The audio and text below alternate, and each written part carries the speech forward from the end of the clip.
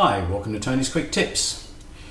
One of the tricks to getting great centers of influence on board and working with you is to begin by thinking of them as gatekeepers, because they're the people that are standing between you and the clients that you would love them to introduce you to. And there are 4 key steps to getting a gatekeeper on board and wanting to work with you. So we're just going to work through those very quickly. And step number 1 in getting the gatekeepers on board is getting their attention. I'm going to work through an example once I've got all 4 points up, but getting their attention is the very first step that you have to get right. And then once you've got their attention, the next thing you have to do is educate them. Now, this is a step that we often overlook or ignore or unaware of, but we have to educate them. The third thing that we have to do is we have to show them their opportunity. Now, this is not the same as saying to somebody, we will give you some money if you give us some referrals. That's not what I mean. You've got to show them how you can improve their business and create more opportunities for them.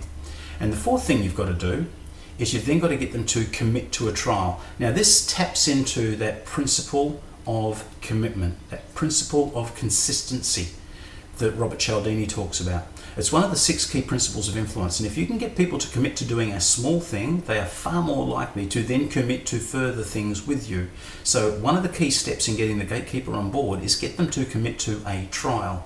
So let's just work through a quick example of how we might work those 4 steps. If I was a specialist risk practitioner wanting to work with an accountant, say, and their clients, in terms of getting their attention, one of the things that I would be talking to them about right at the very start is explaining to them that in my work with business owners, I find that my process uncovers a number of areas that you should be working with. Now, that will get their attention because it's all about them and their opportunity.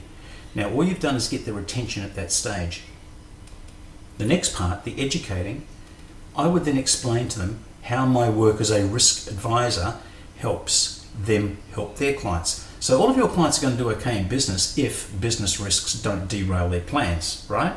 So what we have to do together is help them figure out which risks matter and then how we can help them improve their chances of succeeding. Now, if we're both doing that and we're both helping them figure out which risks matter and helping them improve their chances of success, we're both doing a great job with the clients. The third thing, show them their opportunity.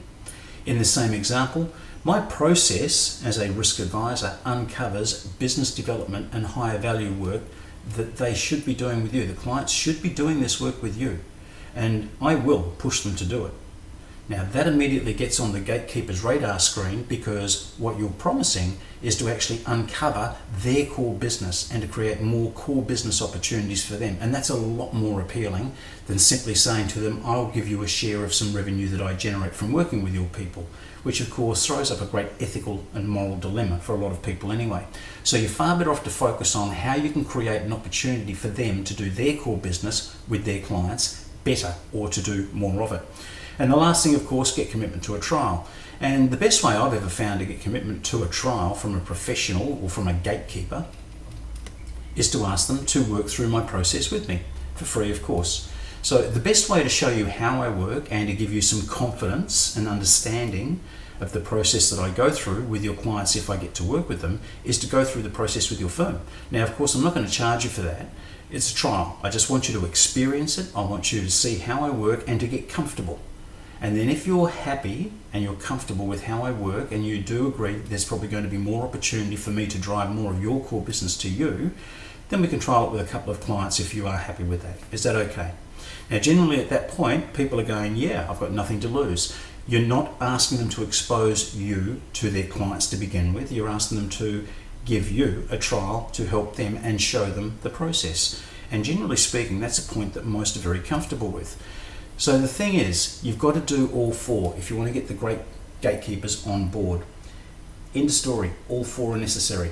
1 or 2 won't do. And more often than not, what professionals do today is they go out and only do 1 or 2. They get their attention, certainly, and they may even educate them a little bit, but they don't show the gatekeeper their opportunity and they don't get commitment to a trial. They try and go straight to working directly with the COI's clients. And that's often too big a step for a great center of influence at the start. They don't know you yet, they don't know your process, they're not entirely comfortable with it.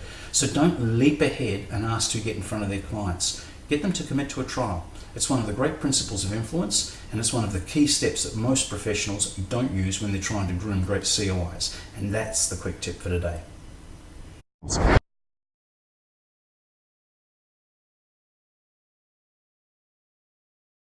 Possible.